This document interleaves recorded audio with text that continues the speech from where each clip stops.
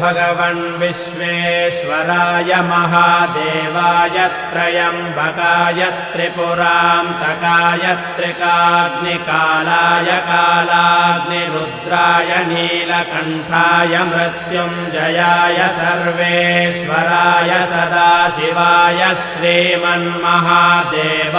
नमः। नमो हिरण्यबाहवे सेनान्ये दिशां च पतये नमो नमो वृक्षेभ्यो हरिकेशेभ्यः पशूनां पतये नमो नमः सस्पिञ्जराय द्विषीमते पथीनां पतये नमो नमो बभ्रुषाय विव्याधिनेन्नानां पतये नमो नमो हरिकेशाय योपवीतिने पुष्टानां पतये